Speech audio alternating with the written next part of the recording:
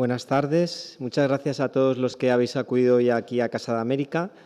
Comenzamos ahora la segunda jornada del Festival Centroamérica Cuenta y vamos a empezar con un vídeo con imágenes de todas las ediciones del Festival Centroamérica Cuenta, que ha sido realizado por el fotógrafo oficial del festival, Daniel Morzinski.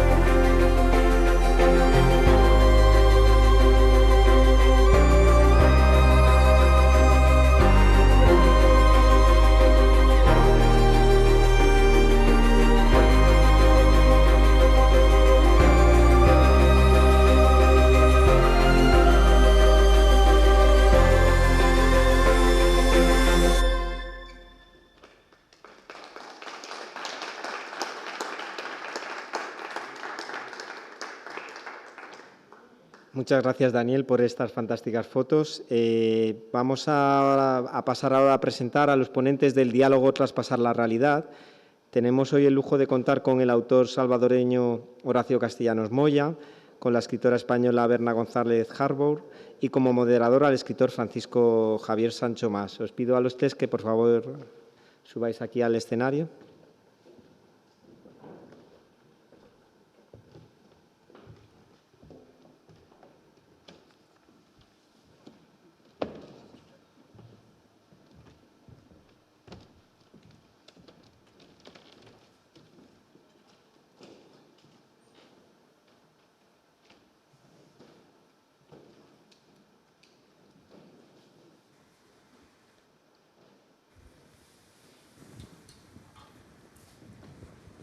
Buenas tardes, buenas noches e incluso buenos días, porque este acto será grabado, así que quién sabe cuándo nos estarán viendo y compartiendo este momento. Yo la verdad que tenía una introducción preparada, pero después de ver el vídeo de Daniel, no sé, ahora me queda un poco traspuesto por recuerdos y por la rabia de que todo esto que ha pasado hace tan poquito tiempo parece ahora tan lejano por las circunstancias en que vive la querida Nicaragua. Entonces, de alguna manera, un trozo muy importante de Nicaragua está aquí con nosotros y quiero agradecer la presencia de dos escritoras y escritor muy ligados a Centroamérica, tanto Berna González Harbour. Aquí va mi primera pregunta. ¿Tu segundo apellido lo he pronunciado bien? Sí, perfectamente. Y Horacio Castellanos Moya han participado, como hemos podido ver, en el Festival Centroamérica Cuenta. Y es un lujo que Centroamérica Cuenta por fin, por primera vez, está en Madrid. Y es un lujo que además haya sido con público, aunque la tarde de hoy, que se ha puesto literaria, se ha aliado con Centroamérica porque es época de lluvia ahora, ya viene bajando, pero es época de lluvia y bueno, hace una tarde más como para leer las obras de ustedes dos. Pero así que muchas gracias a todos los que han venido, incluso sorteando la lluvia de última hora. Tendrán su reconocimiento y su premio al final. Esto es un incentivo aparte para los que han venido. Va a haber un pequeño sorteo de un viaje, pero esto es una sorpresa para el final. Quiero primero, estamos hablando, en la tarde de hoy hablamos de traspasar la realidad, que es como un concepto así bien misterioso, ¿no? Eso significa que vamos a estar moviéndonos en los dos planos. Y estamos con dos autores que son expertos en pasar de un plano a otro de la realidad a la ficción. Berna es una escritora nacida en Santander, pero su obra, su vida está muy ligada también a Madrid, por la profesión periodística, también incluso en su obra, creadora de la inspectora Ruiz, un personaje ya célebre de la novela negra, que además le otorgó un premio, el premio Dashiell Hammett de novela negra 2020, siendo la segunda, corrígeme si me equivoco, mujer que ha obtenido este premio en 30 y pico ediciones. Sergio está aquí, creo que fue uno de los primeros que lo obtuvo además, y es algo que me llamó primero la atención, ¿no? El hecho de que solo dos mujeres hayan obtenido el premio. Bueno, este año se lo dimos a Claudia Piñeiro. ¿Verdad? Y es la tercera. La tercera, ya vamos a ir mejorando, ¿no? Y Horacio Castellanos, cuya dilatada carrera literaria está muy ligada a la narración de la memoria, del exilio y de los vericuetos de esa violencia interna de Centroamérica y particularmente de su país de crianza, que es El Salvador. Entonces, como la charla de hoy es traspasar la realidad, yo lo primero que me gustaría preguntarles a ambos es, vamos a partir este viaje, hemos hablado de un viaje, vamos a partir desde la realidad. ¿En qué realidad ahora mismo están viviendo cada uno, que son bastante diferentes, ¿no? Y cuál es la visión de esa realidad que tiene, en este caso, Berna, aquí en Madrid? Bueno, muchas gracias, Javier. Se oye, ¿no? Muchas gracias, Javier, y a todos los que habéis venido y los que estáis siguiéndolo, lo seguiréis por streaming o por YouTube, etcétera. Y me he emocionado mucho con el vídeo de Daniel Morcinski, allá donde esté, porque efectivamente está la lucha de Sergio, de Claudia, de todos los amigos nicaragüenses que habéis luchado tanto por este festival, que cuando uno lo ve todo junto, esas chispas que han quedado sueltas y que resulta que están unidas por un hilo común, es muy emocionante, porque al final ese hilo común es el de la libertad de escritura, el de la creación y el de personas, autores, autoras, que estamos unidos desde tantos países del mundo por un idioma, por el español, y que Sergio, y con la ayuda de Claudia, habéis sabido sostener y crear estos hilos que nos unen, ¿no? Y eso es muy emocionante, sobre todo después de un año y pico tan duro que todos llevamos por la pandemia y de la experiencia mucho más terrible que estáis viviendo en Nicaragua. ¿Cuál es la realidad que nos recibe? Bueno, es muy distinta la realidad nuestra en España que la que podáis estar viviendo en El Salvador, bueno, o tú en Estados Unidos, ¿no?, que vives, o en Nicaragua. Pero bueno, cada uno lleva sus tribulaciones y desde luego en España la realidad que hoy estamos dejando a nuestros hijos no es una realidad ejemplar. O sea, esta Europa que parecía tan armada en sus derechos humanos, en sus derechos de reconocimiento de la igualdad, en su capacidad de acogida para los exiliados, etcétera, hoy es una Europa muy mermada, ¿no? Muy mermada por su propia desigualdad interna, que ha venido causada desde la crisis de 2008, que duró 8 o 10 años, y desde la pandemia también. Hay una desigualdad enorme que ningún gobierno logra atajar. O sea, debo decir que sea de derechas o de izquierdas, los gobiernos no han logrado saltar esa brecha que se va abriendo entre los más ricos y personas que se van quedando en la exclusión, ¿no?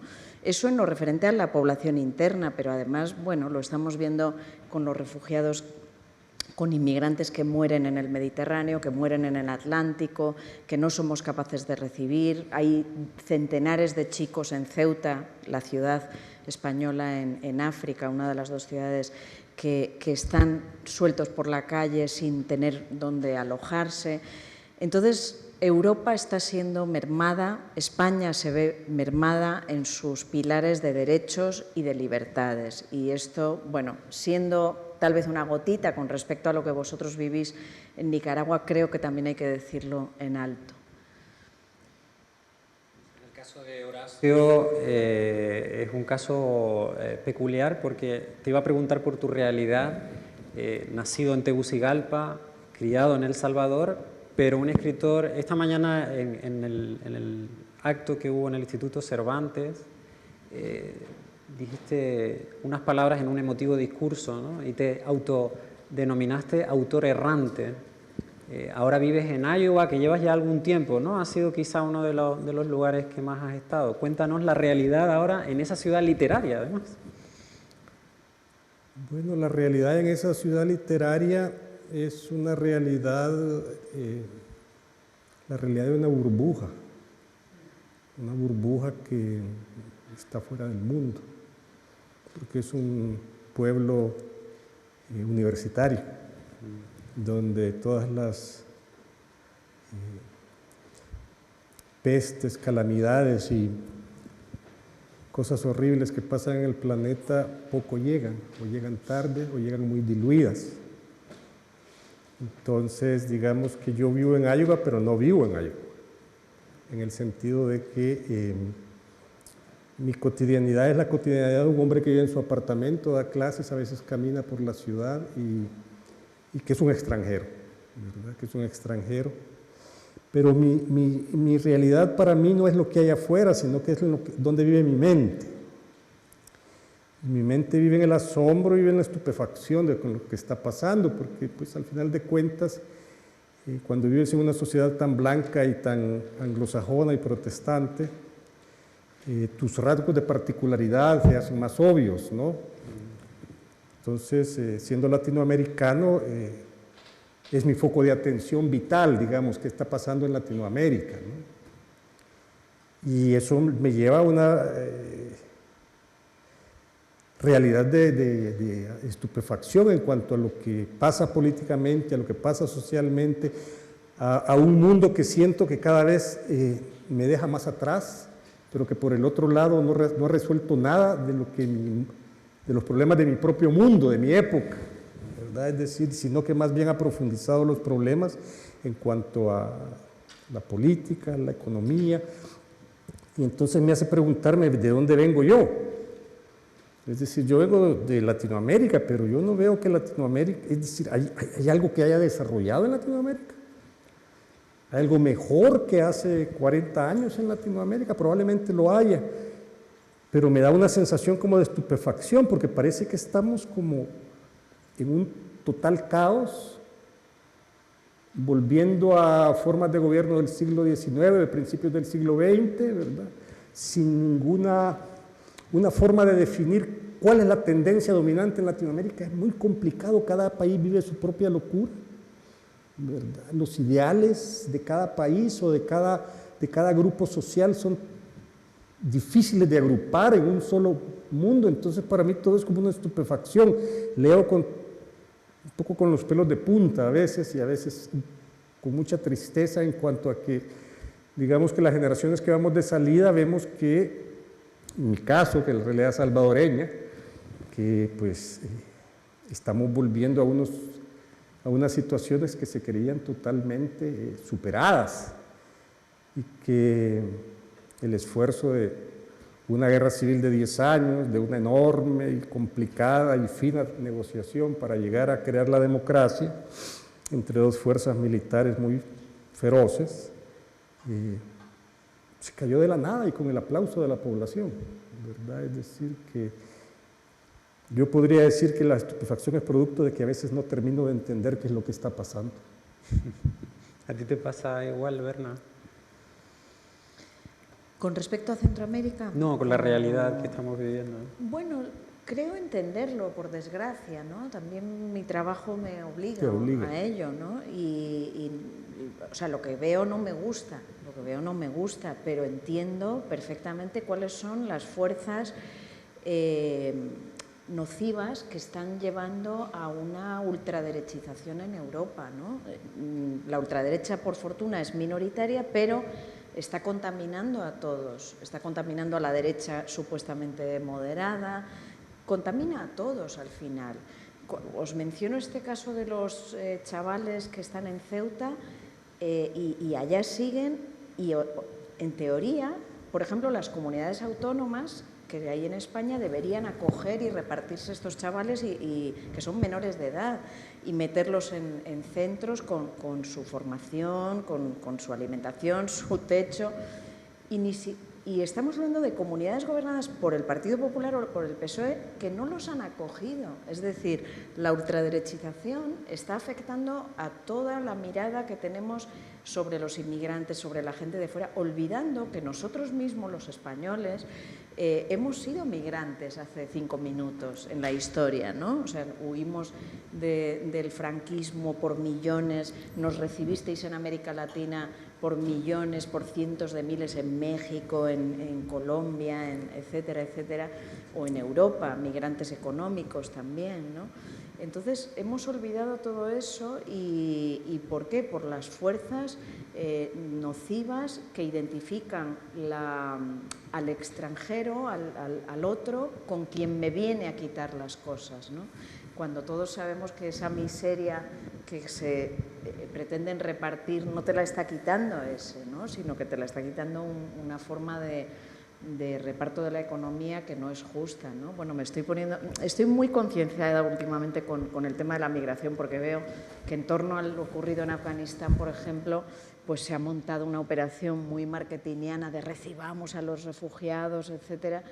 Bueno, pues sí, hemos sacado a 2000, pero ¿qué pasa con tanta gente a la que no sabemos tratar bien o gente que está muriendo? Entonces, entender, por desgracia, podemos comprender, aunque eso no significa legitimar, ¿no? No significa justificar ni legitimar, pero sí, entiendo que lo que está ocurriendo es algo muy parecido a lo que ocurrió en los años 30 en Europa. Estamos volviendo al pasado, ¿no? De algún modo, ¿no? Según lo que estabas tú diciendo. Sí. Estamos volviendo al pasado en ese sentido y en el sentido de las guerras culturales también. O sea, España es una sociedad abierta, creativa, es capaz de serlo, ¿no? Es capaz de ser una sociedad moderna, abierta, creativa, pero también es capaz a veces de lo peor, ¿no? Y ahora estamos en una etapa de regresión, me temo. Bueno, como tenemos que traspasar la realidad, ya hemos empezado por la realidad, una realidad bastante gris, tirando a oscuro, ¿no? Según la visión que habéis compartido actualmente. Y hablamos del pasado también. Aprovecho para recordar que estamos en el bicentenario, a punto de celebrar el bicentenario de las independencias de Centroamérica, principalmente. Y agradecemos también a Casa de América por habernos alojado. Esto era lo que tenía que haber dicho al principio si no hubiera sido por el vídeo de Daniel. Y a la dirección de Casa de América, a la ESID, y por supuesto a todo el equipo de Centroamérica Cuenta, a Claudia, María Elena, Sergio, Turita que está aquí. También a Javier Serena, por cierto, de la ESID, que es el nuevo director de esta preciosa revista Cuadernos Hispanoamericanos, tan ya con solera en España. Y hablando de traspasar la realidad, quisiera ahora que fuéramos al ámbito de la ficción, ¿no? Ante esa realidad un poco desconcertante, de estupefacción que decía Horacio, a mí me gustaría que hablaréis un poco de vuestros últimos hijos literarios, ¿no? En el caso de Berna ha sido la novela El Pozo, y en el caso de Horacio ha sido más bien un ensayo, o varios ensayos, sobre una figura mítica, el gran poeta salvadoreño Roque Dalton, la correspondencia clandestina. Quizá me gustaría empezar por Horacio contando, bueno, primero cómo conseguiste esa correspondencia de Roque Dalton y si te fue muy complicado o no y cómo produjiste este material, ¿no? La verdad es que cuando yo viajé a San Salvador, yo viajé con la idea de buscar la única novela que publicó Roque Dalton en los archivos de la familia. Los archivos están en San Salvador y los tienen sus hijos, Juan José y Jorge. Y yo tenía la intención de encontrar el capítulo final, que es el capítulo que se llama La luz en el túnel, o La luz al final del túnel, en el que él cuenta el secuestro del que fue parte. Fue un secuestro en 1964, que lo secuestró la policía a principios de septiembre, como parte de una enorme operación de la Central de Inteligencia Americana para desactivar todas las redes cubanas en Centroamérica y República Dominicana. Y Roque Dalton era la cereza del pastel, ¿verdad? Entonces a Roque fue al que secuestraron. Antes de eso hubo una reunión en Honduras de todos los ministros del Interior, donde llegó Harold, no recuerdo ahora su apellido, que era el jefe de contrainteligencia para el hemisferio occidental, a explicarles cómo estaban funcionando los comunistas y cómo iban a hacer esta operación para limpiar, sobre todo de agentes especiales de castristas. Y Roque contó esa captura en la novela. Ese último capítulo es precisamente contar cómo lo capturan, cuando llegue la gente, llegue el propio Swenson a interrogarlo, Harold Swenson, y a convencerlo de que se haga en doble agente, pues que siga trabajando para la inteligencia cubana, pero que trabaje para la CIA. Hay muchos escritores que hacen eso, tú no tienes problema y te puedes ir a París si quieres. Entonces, y como Roque Dalton niega todo. Entonces, ese capítulo, que es el capítulo más emocionante de la novela y es el final de la novela, y que es el que se ocupa para matarlo después al acusar lo que es agente de la CIA, porque la novela se publica un año después, es póstuma, es del 76, y a Roque lo matan en el 75. Yo tenía curiosidad de ver si existía un manuscrito para comparar el manuscrito con la novela, publicada en Educa, que la publicaron en el 76. Así es que viajé y no había tal capítulo. Estaba toda la novela menos ese capítulo. La novela estaba bajo otro nombre. Él había mandado a un certamen como Juan de la Selva y entonces me decepcioné y comencé a hurgar en todo el archivo. No es muy grande, es una habitación, pero hay muchas cosas, ¿no? Roque murió a los 39 años y siempre vivió. Roque salió de El Salvador en el 64, esa última vez 65, y no volvió hasta 74, 75 que lo mataron, que volvió clandestinamente. Entonces, no hay muchos materiales, pero hay bastantes cartas que trajeron de Cuba. Ellos trajeron el archivo de Cuba. Y me encontré las cartas ahí en el archivo, pero yo no sabía qué eran esas cartas, qué eran. Pero me llamó la atención la máquina de escribir que yo ya conocía, era la máquina de Roque. Y me di cuenta inmediatamente por las fechas que era cuando él estaba clandestino en San Salvador. Y que estaban en clave porque las firmaba Miguel. Y entonces ahí fue que las comencé a revisar las cartas. Cuando las revisé, yo ya tenía un back de toda la operación que le habían montado y comencé a tratar de descifrarlas. Tuve la suerte que la viuda de Roque Dalton, él se divorció de Aida, pero Aida es la madre de sus 3 hijos, de los 2 que están vivos, porque el hijo mayor de Roque Dalton murió en la guerra, en combate, Roquito. Entonces, salí con Aida en la casa, porque ella estaba ahí de visita de Cuba, y tuve la oportunidad de preguntarle si me podía ayudar a descifrar las cartas, porque las cartas eran para ella, eran cartas entre ellos 2, ¿verdad? Eran cartas, ella era la única autorizada a saber que Roque Dalton estaba en El Salvador. Es decir, inteligencia cubana solo había autorizado a Aida, que fue el único contacto que supiera de la familia. Y toda la demás gente, incluso su pareja de entonces, creía que estaba en Vietnam, ¿verdad? Así es que ella me ayudó mucho a desentrañarlas y y entonces ya me puse a tratar de ordenar toda la información. No son muchas cartas, pero es muy interesante porque te revelan las preocupaciones de un poeta que ha abandonado la literatura para meterse a hacer la guerra, ¿verdad? ¿Y cuáles eran sus preocupaciones? Su madre, su obra, los amores pendientes. Y habla un poco de la traición, que todavía no está muy clara. ¿Cómo fue que lo traicionó? ¿Quién lo traicionó y cómo esta traición llevó a su asesinato? Ya la figura de Roque Dalton está presente en tu obra, creo recordar si era Moronga, ¿no? Donde empieza la investigación. Esa está presente ahí, claro. Roque Dalton está presente en mi primera novela, La Diáspora, y en mi última novela, Moronga, muy casualmente, la primera y la última. Pero sí. ¿El personaje se llama así, si no me equivoco? No, es más bien, hay un personaje que está haciendo esa investigación en Washington. Ah, sí. Está investigando los archivos nacionales, el NARA en Washington, el National Archives and Register, y ahí encuentra cartas de esa época, pero ahí lo ficciono, ¿verdad? Ya, ahí lo sí, ficciono, y estos ensayos son más, ahí no hay ficción, es lo que yo cuento, todo está documentado. Que por cierto, tal vez ustedes nos ayudan, pueden interrumpir cuando quieran, aunque no haya micrófono y tengan el doble obstáculo de la mascarilla. Yo no tengo muy claro cuál es la dimensión de la visión sobre Roque Dalton que hay fuera de El Salvador. Sabemos que es el gran poeta salvadoreño, lo que significó por su compromiso revolucionario, etcétera. Pero realmente en España, tal vez tú, Berna, puedes ayudar con eso. ¿Se conoce suficientemente la obra de Roque Dalton? Él mencionó la novela de Pobrecito Poeta que era yo, ¿no? Era la novela que él escribió. A ti, por ejemplo, en la generación, digamos que durante la transición en España y la revolución en Centroamérica, pues estaba en la preadolescencia o la adolescencia, ¿llegaba? Sí, o sea, yo creo que Roque Dalton sí, se conoció mucho. Hoy día no diría que sigue viva su figura, ¿no?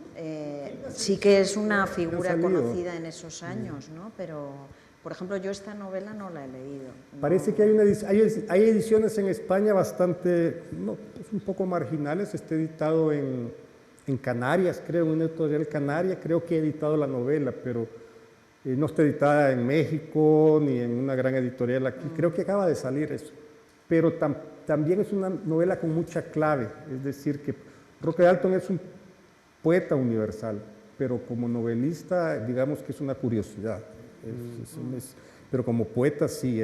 Roque Dalton, el problema es que debido a las necesidades de la revolución, quienes promovían su obra siempre promovieron los poemas más acordes a lo que podía servir para la solidaridad, pero Roque tiene una cantidad de registros y una cantidad de lenguajes poéticos de tremenda altura.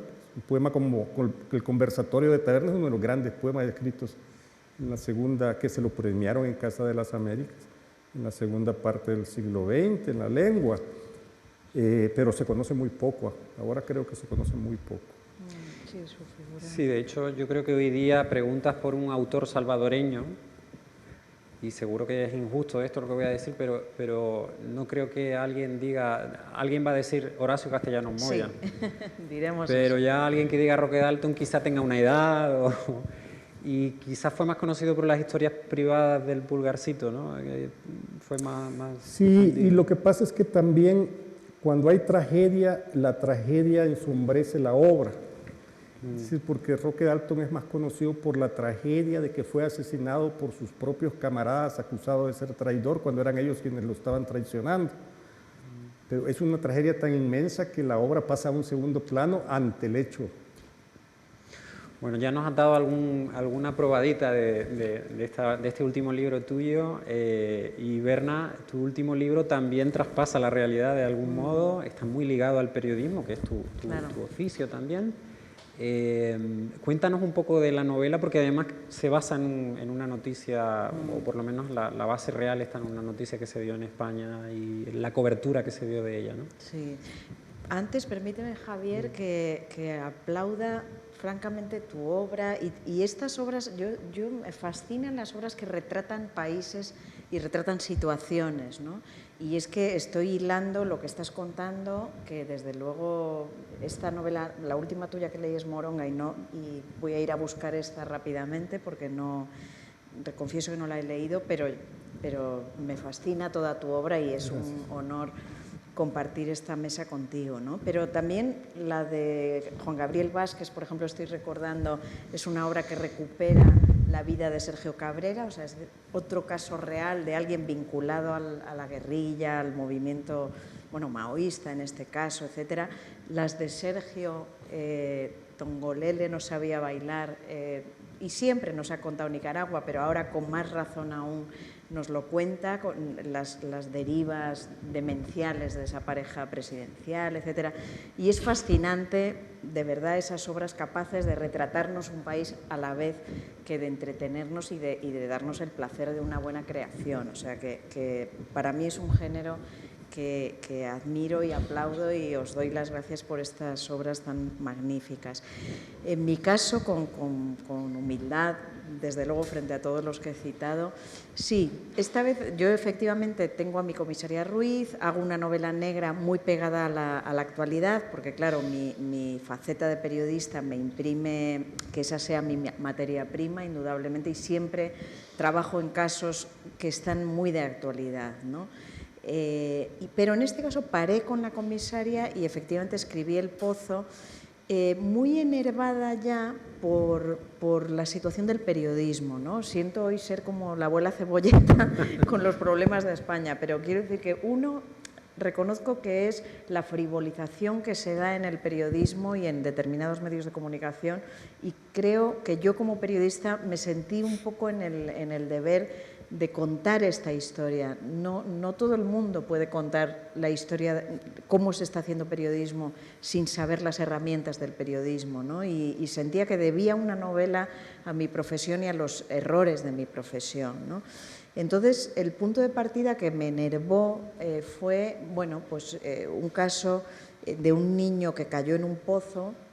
Entonces, todos los medios de comunicación de todo tipo estuvimos con las cámaras ya no recuerdo cuántos días, 11 días o 12 duró este suceso, y las televisiones todas, las serias y las frívolas, se llenaron de especialistas en cuánto puede sobrevivir un niño de 2 años sin oxígeno, sin alimento, qué tipo de alimentos puede necesitar. O sea, hasta desde los programas de cocina se hacían conexiones con los directos, ¿no? Entonces fue tal festival, tal carnaval, que recordaréis la película El Gran Carnaval de Billy Wilder con Kirk Douglas, si no me equivoco, que era en torno también a un hombre que queda atrapado en una mina, que la vi posteriormente. Entonces, bueno, quise hacer es una historia distinta, o sea, basada en ese caso, pero el circo que se monta en torno a una niña, en este caso, que cae en un pozo, en este caso en Madrid, y bueno, se monta todo este festival alrededor, ¿no?, de audiencias. Mi protagonista es una joven periodista que quiere hacer las cosas bien, acompañada de un cámara inspirado. También fue en un debate, surge un poco la idea con Arturo Pérez Reverte, porque yo he sido también corresponsal de guerra y me he cruzado con Arturo Pérez Reverte en algunas de estas guerras y hemos cubierto cosas. Yo he cubierto cosas, he cubierto guerras, he cubierto revoluciones, he estado con cámaras, sé cómo se trabaja en las cosas y sé lo que importa, ¿no? Y sin embargo, veíamos este caso en el que no importaba la realidad de esa niña o este niño en el caso real, sino que importaba los padres, los cotilleos de si el padre era un rumano y entonces podía ser sospechoso. Todo el mundo se volvía especialista en buscar sospechas de por qué había caído. Es decir, lo que menos importaba era la realidad y lo que más, los aderezos, los cotilleos, las relaciones entre el padre, el padrastro, la madre, si se les había muerto otro niño. Es decir, nada importaba sino solo que el plató se había convertido en un gran tribunal donde el público estaba juzgando a una pobre familia que había sufrido una desgracia, ¿no? Y entonces, bueno, mi historia es distinta, no es la real, sino que es en 5 días, transcurre en 5 días. Mi joven periodista cree, intuye y el cámara que la acompaña que deben hacerse las cosas bien, pero el jefe le está demandando lo que lleve a la audiencia, el morbo, etcétera. Y bueno, es una historia de autocrítica del periodismo que quise hacer, bueno, pues porque conozco las herramientas, ¿no?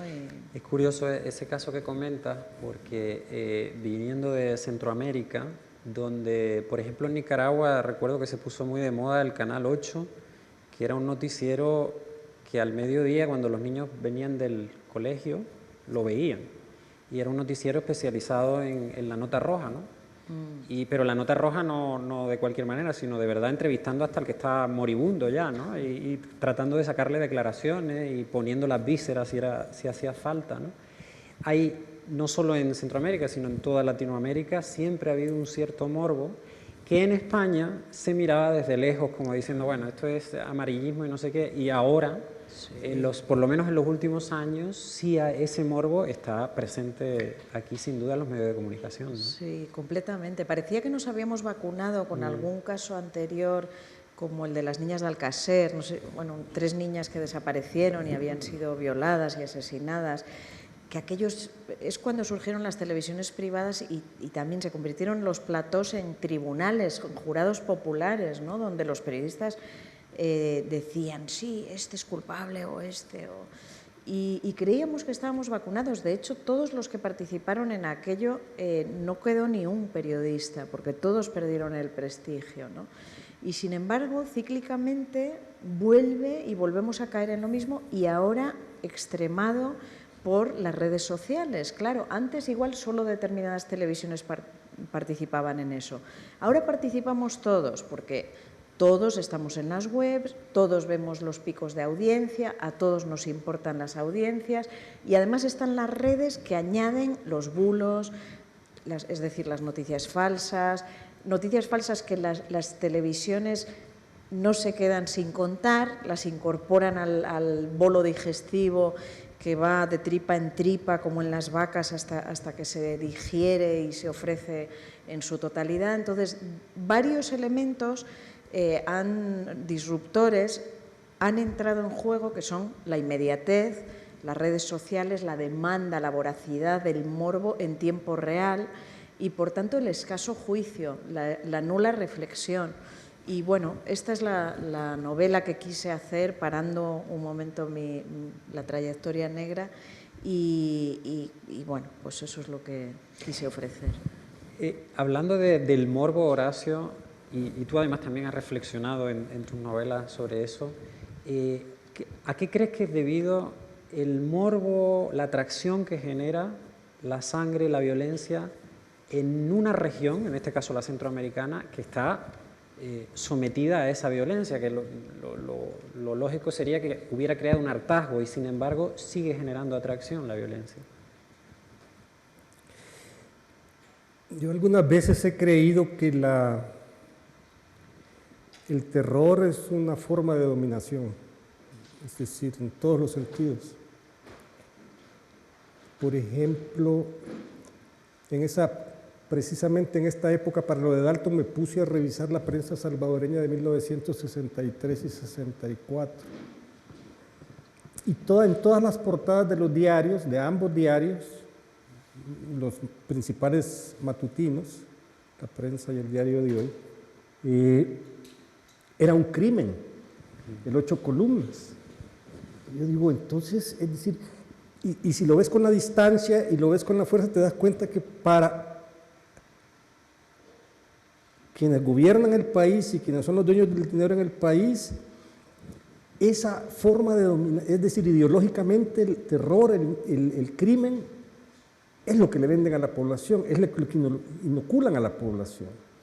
Te estoy hablando antes de la guerra civil, antes de la polarización política, en una época de bastante paz social, digamos. Y no había primera plana en que no hubiera un crimen. Son periódicos serios. En México, cuando yo llego en el 80, había periódicos que se dedicaban solo a la nota roja, pero no a los periódicos serios. La nota roja así dura estaba alarma. Recuerdo, matóla, destazóla, comiósela, era su abuelita. Entonces, son unas portadas y salía en la tarde, iban los tipos en la bicicleta con aquel montón de alarmas, ¿no? Pero en Centroamérica no eran periódicos especializados, era la prensa que consume todo el mundo. Entonces, eso es la única explicación que yo tengo, que les ha funcionado como forma de dominación cuando hay cierta paz política, sigue con ello, ¿verdad? Porque es una forma de alimentar el morbo, de alimentar el crimen y de que la gente se distraiga con estos casos en vez de pensar en las cosas fundamentales que enfrenta la sociedad, ¿no? Hay una novela tuya que yo recuerdo con especial afecto, el luchador y la sirvienta. Al revés, la Perdona, sirvienta y el luchador. Y sí. el luchador, menos mal que la recuerdo con afecto. Que me llamó mucho la atención porque es una de esas novelas que le da voz a la gente de a pie, de la calle. Estamos hablando de un policía, si no recuerdo mal, que se había convertido en el luchador o viceversa, de una empleada doméstica, como tantas que hay en América Latina, buscando a su patrón. Y ese encuentro de estos dos personajes con sus problemas a diario fue un baño de realidad, de la realidad que se vive en cualquier ciudad, en cualquier país de América Latina, ¿no? ¿Sabes qué me sorprendió? Precisamente lo que estabas hablando antes, que tú viviendo en Iowa, tan distante del Salvador, tanto tiempo distante del Salvador, sigues recuperando algo que parece que estás viviendo allí. Mi pregunta es, ¿cómo se consigue eso? Es decir, ¿cómo traspasa una realidad que no es la tuya para volver a una realidad que fue la tuya pero no es la tuya ahora? No sé si me entiendes. Y eso solo sucede porque estoy enfermo, hermano. Sí, no sucedería, ¿verdad? Viviría muy en paz en Iowa, que es un oasis de paz, se queda dormido uno con la puerta sin echar llave. Pero los fantasmas, los diablos, lo que sea, los siguen a uno donde va y yo no me puedo deshacer de ellos. Entonces, solo así te lo explicas, ¿no? ¿Y te sirve de catarsis realmente escribir sobre esos asuntos? No sé si catarsis sea la palabra, creo que al sacar la obra hay cierto alivio, pero eso no significa que te deshagas de lo que te pesa, ¿no? Por ejemplo, esa novela, La sirvienta y el luchador, yo recuerdo que surge de una emoción, y es la emoción en 1980, en enero, cuando está por comenzar la guerra civil, en que San Salvador era como Bagdad en el 2003 o 2002, que parecían los cadáveres colgados por todos lados y secuestraban a la gente todos los días. Tú salías a la parada de autobuses y no sabías si iba a explotar en el basurero una bomba, si iban a pasar rafagueando, si iban a bajarse a llevarse a alguien y tú ibas a estar ahí, te iban a pegar un tiro. Eso si no estabas metido, si estabas metido era peor todavía, ¿no? Y tenía yo la sensación de que con una gilet podías partir el aire porque era denso del terror, ¿me entiendes? Era un aire denso. Y me quedó esa impresión desde 1980. 28 o 29 años después la pude sacar, claro, ¿verdad? Porque la novela sucede en 1980 y esa novela está escrita en el 2008-2009. Entonces yo tengo una idea de la calidad de la calidad de las impresiones que cómo hieren tu aparato psíquico a una edad joven y te dejan trastornado hasta que te la puedes sacar mucho tiempo después, ¿no? Porque a mí esa idea, eso lo pensé yo en una parada de autobuses, ¿no? Y es que aquí se puede cortar el aire del miedo que se siente, ¿no? Yo me estaba acordando ahora de una novela que tiene Berna, la de los ciervos llegan sin avisar, que creo que fue además un hecho que te pasó a ti, ¿no? De ver un accidente y quedarte preguntando después quién era esa persona, qué pasó, ¿no? Estas cosas, obsesiones que quedan misterios sin resolver, ¿no? No tiene nada que ver con lo que estábamos hablando, pero la literatura de alguna manera sirve para sacar esos fantasmas, ¿no? Que decía Horacio. Sí, te permite cazar esos puntos que quedaron sin conexión en el pasado e intentar tirar un hilo para recuperarlos, ¿no? Esto que cuentas ha pasado en España, o sea, en España las mejores novelas de la Guerra Civil han surgido 60 años después. Claro. O sea, el gran éxito, por ejemplo, de Javier Cerca, Soldados de Salamina, no sé ahora de qué año es, si del 2000, bueno, no me acuerdo, pero quiero decir 50, 60 años después o más de la Guerra Civil. Es decir, es novela ya de nietos, ¿no? El terror del que hablas, que aquí lo vivimos con ETA en otra dimensión, pero yo he tenido bombas cerca de casa y me han despertado los cristales rotos en el centro de Madrid. Se ha volcado en la literatura, se está volcando ahora en la literatura y el cine, y Patria de Aramburu, su éxito llega 30 años después de vivirlo, ¿no? O sea que es verdad que a veces, o el otro día Vargas Llosa mismo daba una entrevista contando cómo, bueno, ningún abuso es pequeño, pero quiero decir, todos habréis leído ese episodio de abuso que sufrió y que lo habla ahora 60 años después, ¿no? O sea y en ese caso, efectivamente, bueno, salvando todas las distancias, efectivamente, yo tenía 20 y pico años, era conductora Nobel, estaba volviendo de Santander a Madrid y en una recta, de repente, un hombre en el suelo, el casco se le había salido, una moto por allá, y yo me paré y era una recta que no tenía ningún problema y el hombre estaba convulsionando, ¿no? Agonizando. Y agonizando, sí, con unas convulsiones. Y no lo he resuelto porque yo me paré, yo no entendía qué pasaba. Luego ya vi que había un camión que se había hecho la tijera, o sea, el hombre en su moto había adelantado un camión, pero con tal estrechez que el camión había tenido que frenar, se hizo la tijera y el camión andaba... Ah, no, era el camionero, el camión se había estrellado contra un árbol y era el camionero, ya entendí que había saltado y estaba el cristal roto y tal. No, el motorista estaba vivo y entonces el camionero estaba ahí tendido, convulsionando, y yo paré, me acuerdo que le acaricié, le hablé, yo decía, te vamos a cuidar, no, y nunca supe quién era. Luego llegó la policía, la Guardia Civil, la ambulancia, se lo llevaron, supongo que murió, y nunca supe quién era, ¿no? Y me habría gustado, o sea, supuse que tenía una abuela, una madre, una mujer, era muy joven, y me habría gustado poderles decir a su abuela, le hablé, que igual ni me oyó, yo no lo sé, ¿no? Pero sí, hice una novela en la que un personaje mío va y vuelve en busca de eso. Gracias por acordarte de esa novela que también se salía de la comisaría Ruiz. Sí, el pasado nos persigue. Eso no quiere decir que lo resolvamos, efectivamente. Ni yo he resuelto ese caso, ese misterio, ni ni esa pobre abuela o mujer o madre o lo que fuera ha podido saber que una persona le habló y le acarició y le atendió, ¿no?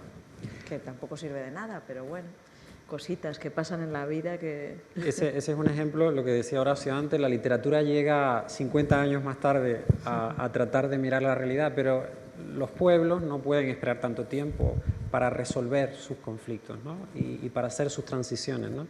En el caso de El Salvador, por ejemplo, me estaba acordando que hicimos un reportaje una vez con la Agencia Española de Cooperación en un aniversario de la matanza de los jesuitas, y nos pusieron un chofer, y el chofer, simpatiquísimo, hablando con nosotros, vino a la misa de la celebración de la matanza de los jesuitas. El hombre estaba encantado, qué bonito, qué bien que lo recuerden todo, no sé qué. Y ya intimando un poco más con él a la vuelta, me entero de que él había sido de los comandos que habían cometido masacre contra la guerrilla y que veía bien que hubieran matado a los jesuitas. Y al mismo tiempo me estaba diciendo que estaba muy bonito el acto y que muy bien que lo recordaban. Entonces, estas cosas, digamos, te las encuentras en países que han tenido este tipo de conflictos. Yo le pregunté si le parecía bien que en El Salvador se llegara a una reconciliación a través del diálogo, ¿no? Y él me decía que él no era partidario de que a las heridas se le echaran sal cuando estaban muy recientes. En tu caso, que ya tienes una visión más larga sobre la situación de El Salvador y su transición, entre comillas, ¿qué crees que ha fallado en ese proceso de reconciliación, si es que alguna vez lo hubo? Uy, eso es muy complejo. Que los tiempos históricos, los tiempos literarios, totalmente diferentes, corren en distinto carril. Y una pregunta sobre qué falló en la transición de El Salvador nos llevaría toda la mesa. Me explico. Creo que el hecho contundente es que fracasó. Al final, pero hubo 30 años de democracia en El Salvador, que no es poca cosa, ¿verdad? Desde 1990, 91 que termina la guerra, y que se negocian los acuerdos de Chapultepec hasta 2020, que este señor se toma todos los poderes del Estado y hace lo que está haciendo ahora. Entonces, esos 30 años no fueron un fracaso. Ahora, ¿por qué se terminaron siendo un fracaso y por qué las nuevas generaciones de salvadoreños no creen en esos políticos que pactaron la guerra y que salieron de la guerra y ahora apoyan un proyecto autoritario? Porque tiene el 70% de los votantes, por lo menos, para impulsar ese proyecto. Digo, no es el caso de Ortega, que está puesto ahí a base de represión y de... Este señor tiene el apoyo de los votantes. Entonces, eso es una pregunta muy compleja. Yo no me sentiría, ni creo que sea el lugar como para entrar en esa discusión, pero hay muchos puntos que son muy delicados porque nos rompen los esquemas, ¿no? Entonces, ¿cómo un pueblo que tiene todo ese costal de muertos, de sufrimiento y todo, apuesta por esta, que lo que ofrece es algo un poco viejo, ¿no? Es decir, un gobierno controlado por una sola persona? Hay que recordar que Bukele acaba de presentar la propuesta de reelección, que estaba prohibida por la Constitución, si no recuerdo mal. No es propuesta, ya está aprobada por la Corte Suprema. Y sí, creo que pocos días después se declaró, bueno, oficialmente es el primer país que utiliza el Bitcoin como moneda de curso legal. Yo no sé qué es el Bitcoin, yo creo que menos la gente en El Salvador, ¿me explico? Bueno, ¿quién sabe? Algo he leído, pero a mí si me dicen que me van a pagar en Bitcoin, me dará un ataque. Ahora, traspasando de nuevo la realidad y la ficción, iba a pedir una mirada cruzada, es decir, ¿qué visión se tiene de Centroamérica actualmente desde España, en tu caso desde el mundo no solo de la literatura, sino del periodismo? Y también le quería preguntar a Horacio, ¿qué visión se tiene de España y de Madrid, desde donde vive en estos momentos, si es que hay alguna visión, ¿no? Sí. Bueno, a ver, mi visión, he estado en Nicaragua en alguna ocasión y en algún otro país también por ahí, gracias a la literatura, la verdad. Entonces, bueno, yo creo que la visión que tenemos aquí es de terrible desigualdad. Nicaragua es distinto, ¿no?, de Costa Rica o de República Dominicana. En general, terrible desigualdad, terrible injusticia histórica, o sea, no han tenido unos vecinos, no han tenido suerte con los vecinos, ¿no? O sea, yo creo que Estados Unidos malogró, y la Guerra Fría malograron muchas cosas ahí, muchas energías. Y luego terrible tristeza porque, bueno, porque el flujo de refugiados que están yendo hacia Estados Unidos, gente perjudicada por tantas realidades, o sea, por esas injusticias, esas desigualdades, pero también por las emergencias climáticas, etcétera, bueno, nos llevan a una deriva que no se ve una salida, no se ve una solución, y que solo vemos gente atrapada en fronteras, rechazada por países. O sea, Estados Unidos les rechaza, pero México les rechaza y cualquier otro les rechaza antes. Entonces, ¿cuál es la salida? Esta incapacidad que tenemos de articular salidas, antes me he referido a la inmigración que llega a Europa. Es que el problema no es que vengan 15 o 20 o que pase esto con esta patera o con tal otra o en los ríos de Centroamérica. Es que hay que elevar el foco y mirar los problemas que tiene el planeta y que tiene la Tierra y los países y abordarlos desde un punto de vista global, y ningún líder está haciendo eso, ni en Estados Unidos, ni en Europa, etcétera, porque lo que les importa es eso, el telediario, el tuit, el último titular, la próxima elección, que no venga la ultraderecha y me devore. Y entonces hemos perdido toda capacidad que se ganó después de la Segunda Guerra Mundial para elevar el foco y proyectar soluciones globales entre todos. Bueno, podría seguir, pero yo creo que ahí me quedo. Yo creo que es eso, hemos perdido esa capacidad, y lo peor es no ver salida a estos problemas que solo se están acrecentando, ¿no? ¿Alguna noticia de Spain, allí donde vives? No, yo creo que en Estados Unidos la gente no piensa en otros países.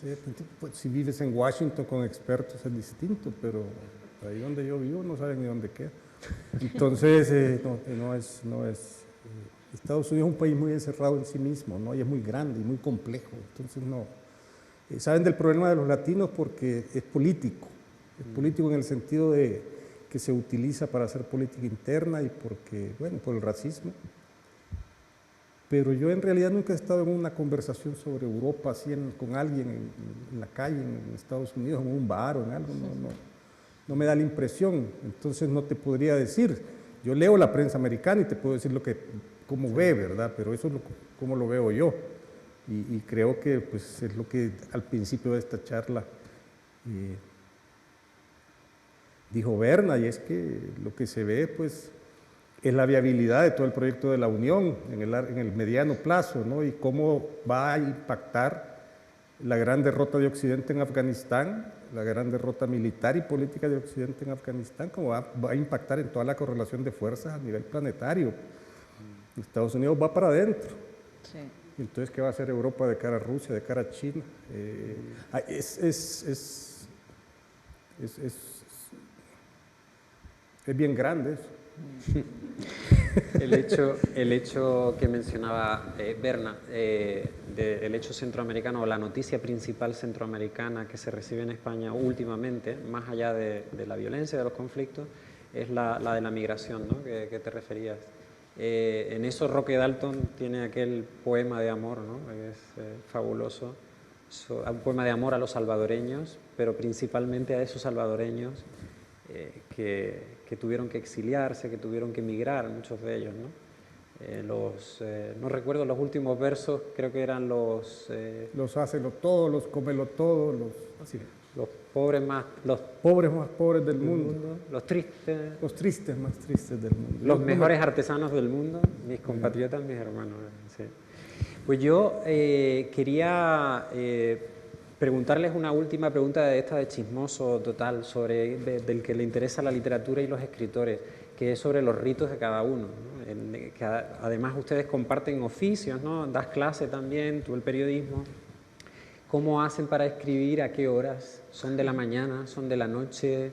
¿Tienen alguna rutina? ¿Hacen yoga antes de inspirarse? ¿Qué sé yo? ¿Alguna cosa así que no tengan otros? El café es la única solución. No, hombre, yo trabajo mucho en verano, en vacaciones, no, a diario no puedo en la literatura, ¿no? Porque además es que soy devota lectora y lo que yo creo que se escribe mejor leyendo mejor. Yo leo para aprender, leo ni siquiera para entretenerme, lo cual es penoso porque en teoría nos tenemos que entretener y me puedo entretener, pero un libro que me entretiene mucho, malo. O sea, yo quiero aprender cuando leo, ¿no? Y quiero aprender de los grandes y por eso intento leer solo a los mejores, a los que hay muchos, muchísimo mejores que yo, tengo mucho campo para leer. Y o sea, café y leer es la mejor herramienta para escribir. ¿Cuándo, dónde, cómo? ¿Te ha salido ahí la beta periodística? No, pues verano, navidades, fines de semana, sí, porque la verdad es que por fortuna o por desgracia tengo muchas gorrillas y me quito la de periodista para, bueno, que no son incompatibles porque al final la materia prima es la misma, pero sí, mucho madrugar, muy temprano, mucho café, mucha lectura y es la receta.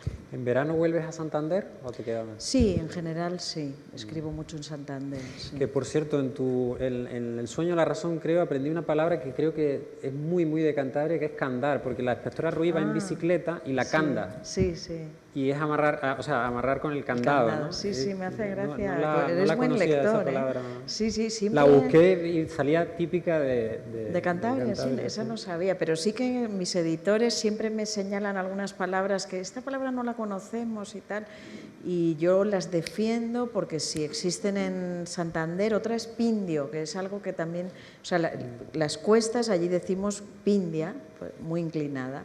Y he logrado ir defendiendo palabras que me querían sustituir por otras. Y sí, es bonito, ¿no? Las especificidades de cada lugar. ¿Y en tu caso, Horacio, tienes algún rito secreto? No, yo también, es decir, aprovecho los veranos, vacaciones. ¿No eres escritor de diario, de sentarte a En diario? las mañanas, todas las mañanas escribo, sí. Pero muy temprano, digamos, para mí es muy temprano, pero ya a las 10, 11 ya no escribo. ¿A qué hora empieza? 7, por... Pero eso no significa que esté las 3 horas sentado escribiendo, ¿no? Estoy ahí, pues, y tomo notas, a veces no hay energía porque estás muy... Yo comienzo a trabajar, digamos, a dar clases y toda la vida burocrática de la universidad, ya como a las 11. Y entonces, durante los semestres de clase, durante los periodos de clase, prácticamente es más de notas, de no despegarte de la historia, pero no de la escritura en toda su potencia. Eso es hasta el verano. Sí, eso yo también, ¿eh? O sea, quiero decir, no es que empiece el 1 de agosto y el 30 de agosto me olvide. Tipo o sea, Salvador Allende, ¿no? Que empieza todos los años, el 6 de enero, una nueva novela o algo así, ¿no? Isabel Allende. No lo sé. O sea, también a lo largo del curso, claro, la tengo, me documento, o sea, no la sueltas. Esa expresión me ha gustado mucho, porque es verdad, llega el fin de semana, no puedes escribir, porque escribir requiere una carrerilla que tú no puedes hacer los 100 metros lisos, digo yo, sin calentar, ¿no? Que no los hago, es una metáfora que he usado sin conocimiento ninguno. Pero bueno, eso. O sea, sí que la tienes, la historia ahí, en tu documentación, en tu cabeza, en tus notas, eso sí. Pero escribir, ya necesito aislarme y... Ambos habéis dicho que escribís más en verano profundamente, ¿no? Sospecho que acabáis de terminar algo nuevo o estáis en algo que vais a empezar el próximo verano. A veces depende del verano. Parece gallego contestando, ¿eh?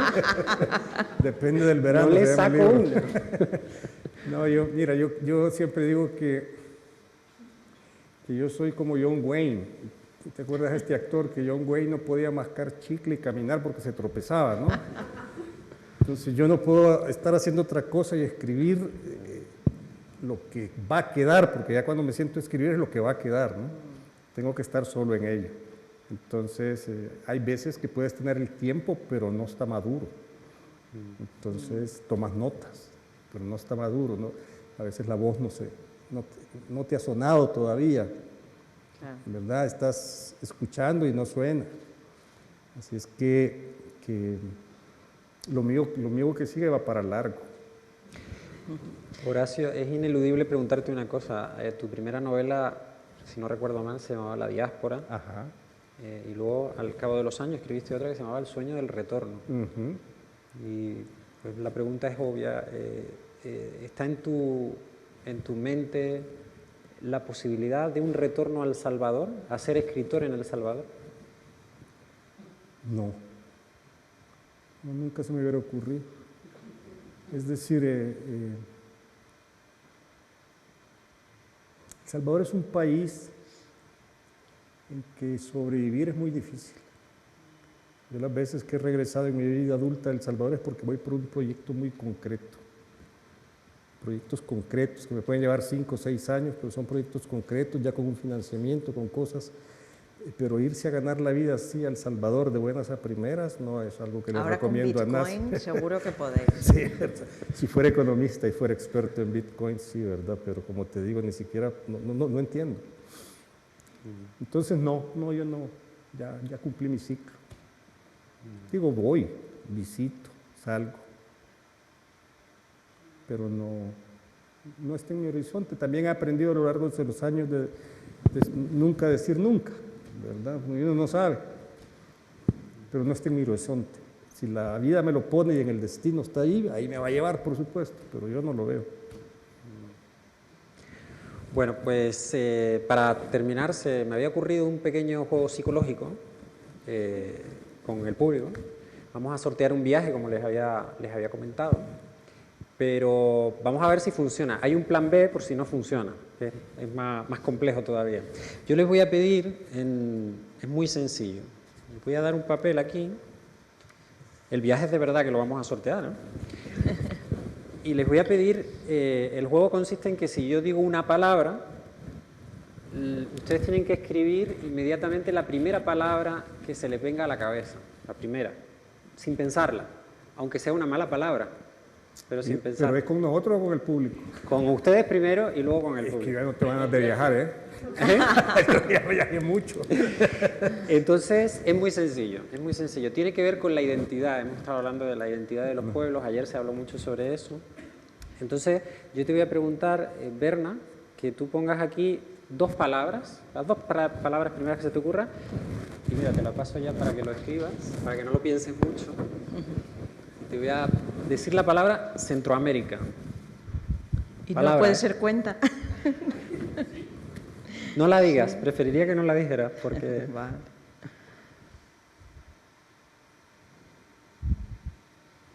¿2? 2. Todo Centroamérica. Sí, sí. Lo primero que se te venga a la cabeza. ¿Ya? Yo le voy a pedir lo mismo a Horacio, pero esta vez la palabra es Madrid.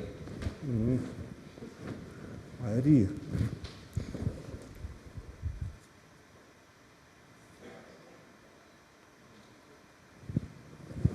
Ahí está ya. Muchas gracias. Esta pluma es tuya. Bueno, yo voy a anotar 2 palabras más sobre Centroamérica y sobre Madrid, ¿de acuerdo?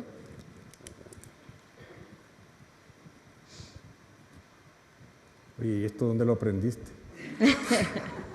En El Salvador. Oye, pero tú eres vendedor de algo. Y ahora, bueno, lo que vamos a sortear, que no se lo he enseñado, que se me había ocurrido, es precisamente el viaje es a través de la lectura. Entonces, el último libro de Berna, por un lado, que lo va a dedicar ella amablemente, y el último libro de Horacio Castellanos Moya, sobre Roque Dalton. Pero lo vamos a sortear a quien se lo gane, ¿no? Entonces, yo le voy a preguntar al público también lo mismo. La primera palabra que se le venga a la mente, no valen los centroamericanos, aquí presentes. La primera palabra que se le venga a la mente al decir Centroamérica. A ver. ¿Poesía? Muy bien. ¿Alguien más? ¿Perdón? Cultura. Dulzura. Ah, dulzura, perdón. Ok. ¿Alguien más? Volcanes. ¿Alguien más?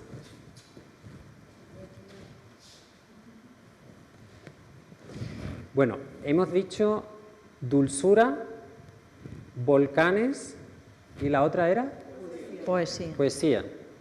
¿Quién dijo volcanes? Pues entonces Alfredo.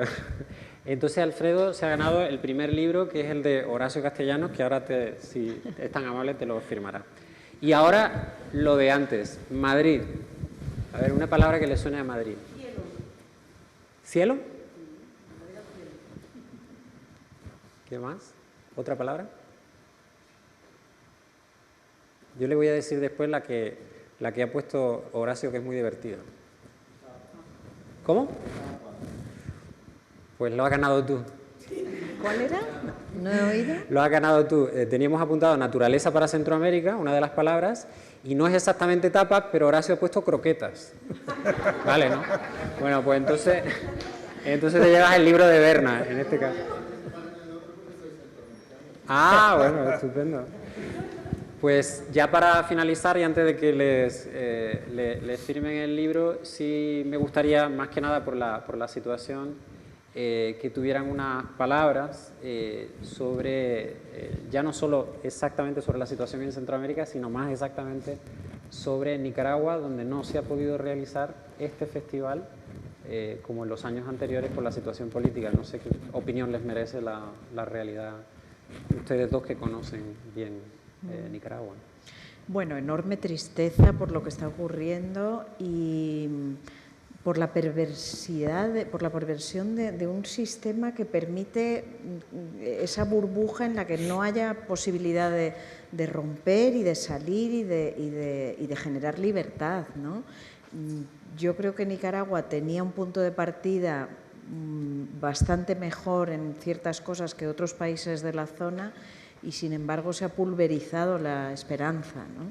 Y, bueno, ganas de que se rompa esa burbuja y de que la libertad se abra paso. Yo suscribo lo que dice Berna. Es decir, que es una situación realmente espeluznante. Es una situación, ayer lo decían acá, Sergio y Vargas Llosa decían que nadie en su sano juicio imaginaría que pueden haber elecciones cuando todos los candidatos presidenciales están presos, ¿no? Que es una situación totalmente increíble. Entonces yo lo que creo es que eso tiene que explotar de alguna forma, ¿no? Que todo esfuerzo que haga la comunidad internacional para hacer reventar esa forma de poder merecerá mi aplauso. Pues muchas gracias a ambos por esta charla, muchas gracias al público y a Casa de América también por esta tarde. Y muchas gracias también.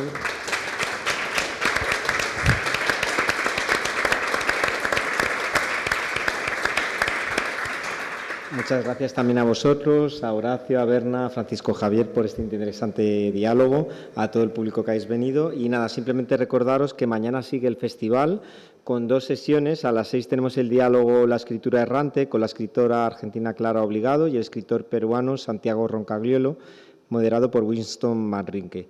A las 8 emitimos en directo, en Radio 3 también aquí, el programa Efecto Doppler, donde se presentará la revista Cuadernos Hispanoamericanos, un diálogo literario en un español sin frontera. Participarán también la escritora argentina Clara Obligado, la escritora venezolana Michelle Roche, el escritor nicaragüense José Aldiac, el director de la revista Javier Serena Garralda y el director de Cultura de la ECID, Guzmán Palacios. Ambas sesiones el público podrá asistir aquí presencialmente hasta completar aforo como hoy y las grabaremos también como hoy para subirlas a nuestro canal de YouTube. Muchas gracias y os esperamos mañana.